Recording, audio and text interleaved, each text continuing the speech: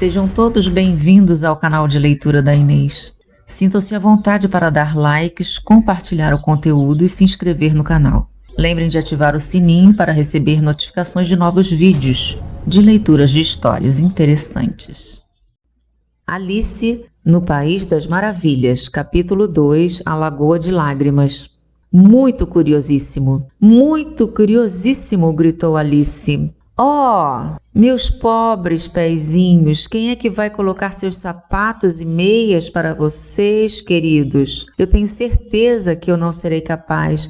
Eu estou muito longe para preocupar-me com vocês. Vocês agora têm que se virar o melhor que puderem. Mas eu preciso ser boa para eles, pensou Alice. Ou eles podem não me levar para onde eu quiser. Deixe-me ver. Eu vou dar para eles um par de botinhas todo Natal. Alice começou então a planejar consigo mesma como faria isso. As botinhas poderão ir pelo correio, pensou, e como vai ser engraçado mandar presentes para seus próprios pés. E como o endereço vai parecer maluco. Ilustríssimo pé direito da Alice, tapete felpudo perto da lareira. Com amor, Alice. Oh, meu Deus, quanta bobagem estou falando! Exatamente nesse instante, a cabeça da menina bateu contra o teto da sala. Ela estava com mais de 2,5 metros de altura. Alice finalmente apanhou a pequena chave dourada e apressou-se em direção à porta do jardim. Pobre Alice, era tudo o que podia fazer. Deitar-se de lado para olhar o jardim com um olho, mas ir até lá era mais difícil do que nunca. Ela sentou-se e começou a chorar novamente. Você deveria estar envergonhada de si mesma, disse Alice. Uma menina crescida como você, chorando desse jeito. Pare agora, eu lhe ordeno. Mas ela continuou do mesmo jeito, derramando galões de lágrimas até que houvesse um grande lago ao seu redor, com quase meio palmo de fundura, estendendo-se por metade da sala.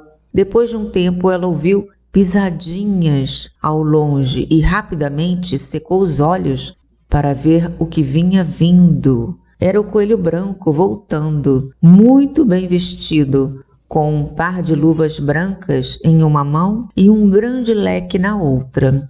Ele vinha trotando com muita pressa, resmungando consigo mesmo. Oh, ela vai me matar se eu a fizer esperar.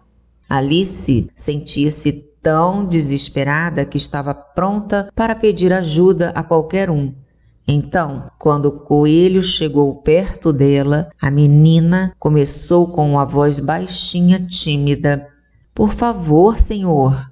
O coelho parou violentamente, derrubando as luvas brancas e o leque, e disparou em direção à escuridão tão rápido quanto pôde.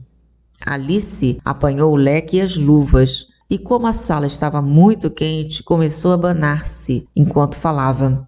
Puxa, como tudo está tão estranho hoje. E ontem as coisas estavam tão normais. O que será que mudou à noite? Deixe-me ver. Eu era a mesma quando acordei de manhã? Tenho a impressão de ter me sentido um pouco diferente. Mas se eu não sou a mesma, a próxima questão é: quem eu sou? Ah, esta é a grande confusão. E Alice começou a pensar em todas as crianças que ela conhecia e que tinham a mesma idade dela, para ver se ela tinha se transformado em alguma delas. Eu tenho certeza que não sou Ada, ela disse, porque os cabelos dela são enrolados e os meus não.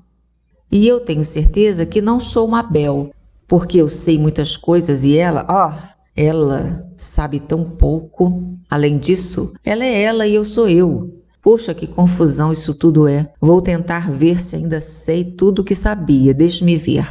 4 vezes 5 são 12, e 4 vezes 6 são 13, e 4 vezes 7... Nossa! Eu nunca vou chegar a 20 desse jeito. Entretanto, a tabuada não quer dizer nada. Vamos tentar geografia. Londres é a capital de Paris. Paris é a capital de Roma. E Roma? Não, tá tudo errado. Eu tenho certeza. Eu devo ter me transformado em Mabel. Eu vou tentar recitar. A abelhinha atarefada. Ela cruzou então as mãozinhas sobre o colo, como se estivesse na escola, e começou a recitar a poesia. Mas sua voz soava rouca e estranha, e as palavras não vinham como de costume. Olha o pequeno crocodilo, mexendo sua cauda brilhante, espalha as águas do Nilo. Que alegria! Como ele fica feliz! Que patas bonitinhas! Bem-vindos, peixinhos! Que dentões enormes! Tenho certeza que essas não são as palavras corretas, disse a pobre Alice, e seus olhos ficaram cheios de água novamente. Eu devo ser Mabel, afinal eu vou ter que ir e viver naquela casa tão pequena e quase não tem brinquedos para brincar. Oh, ter sempre tantas lições para aprender. Não vou me convencer disso. Se eu sou Mabel, eu vou ficar aqui embaixo. Não adianta eles colocarem suas cabeças para baixo e dizer: venha para cima, querida. Eu vou simplesmente olhar para cima e dizer: quem sou eu? Digam-me isso primeiro e depois, se eu gostar de ser a tal pessoa, eu subirei. Se não, vou ficar aqui até ser outra. Mas puxa... E Alice começou a chorar, com uma súbita explosão de lágrimas. Eu queria que eles olhassem para baixo. Eu estou tão cansada de estar aqui sozinha.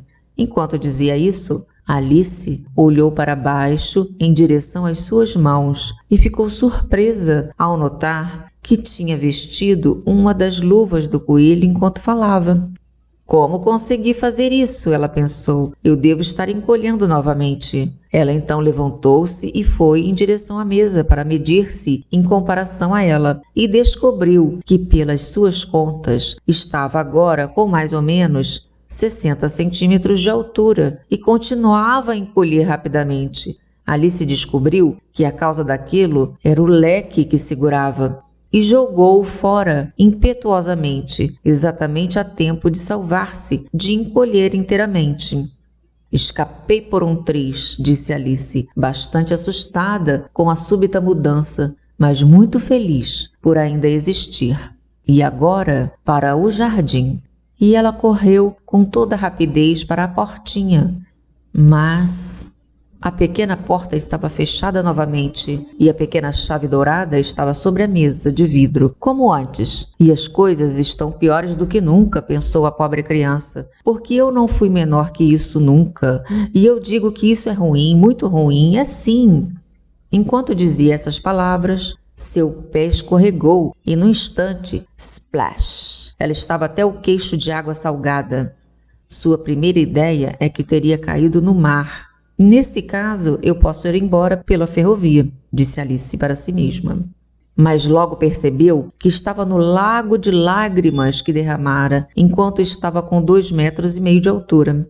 Eu gostaria de não ter chorado tanto, disse Alice, enquanto nadava, tentando encontrar a saída. Eu devo estar sendo punida por isso agora, suponho, afogando-me em minhas próprias lágrimas. Isso sim será uma coisa estranha. Entretanto, tudo está estranho hoje. Nesse instante, ela ouviu algo chapinhando no lago um pouco mais adiante e nadou para perto, tentando entender o que era aquilo. Inicialmente, ela pensou que poderia ser uma morsa ou um hipopótamo. Mas então lembrou como estava pequena e logo compreendeu que era apenas um rato que tinha escorregado, como ela. Será que adiantaria, pensou Alice, tentar falar com esse rato? Tudo é tão fora do comum aqui que eu posso até pensar que ele pode falar. De qualquer maneira, não há mal em tentar. Então ela começou. Ô rato, você conhece a saída desse lago? Estou muito cansada de nadar de lá para cá. O rato! O rato olhou para ela inquisitivamente e parecia piscar um dos seus olhinhos, mas não falava nada. Talvez ele não entenda português, pensou Alice. O rato deu um súbito salto para fora d'água e começou a tremer inteirinho com medo. Oh, desculpe-me, gritou Alice apressadamente, temerosa de ter ferido os sentimentos do pobre animal. Eu quase esqueci que você não gosta de gatos. Não gosta de gatos, gritou o rato. com uma voz nervosamente aguda. Você gostaria de gatos se fosse eu? Bem, talvez não, disse Alice num tom calmo. Não fique bravo com isso. E eu ainda queria lhe mostrar nossa gata Dinah. Eu acho que você passaria a gostar de gatos se pudesse apenas olhar para ela. Ela é uma coisinha linda, Alice continuou, meio que para ela mesma, enquanto nadava preguiçosamente pela piscina fora. Ela senta-se ronronando, tão bonitinha ao lado do fogo, lambendo as patas, lavando o rosto, e ela é tão fofa. Ela é boa também para pegar ratos. Oh, desculpe, gritou Alice novamente, enquanto o rato arrepiava-se todo, e ela sentiu que dessa vez realmente o ofendera. Nós não vamos mais falar sobre isso, se preferirmos. Nós realmente, gritou o rato, que tremia até a ponta da cauda, como se eu quisesse falar sobre esse assunto. Nossa família sempre odiou gatos, aquelas coisas detestáveis, baixas, vulgares. Não me faça ouvir esse nome novamente. Eu não faço, realmente, disse Alice, querendo mudar rapidamente o assunto da conversa. Você gosta de cachorros? O rato não respondeu, então Alice continuou impacientemente. Ah, um cachorrinho lindo perto da nossa casa. Eu gostaria de lhe mostrar. É um pequeno terrier de olhos brilhantes. Você sabe, com pelo marrom comprido, anelado. E ele pega as coisas quando você joga. E senta-se, e pede comida, e todo esse tipo de coisas.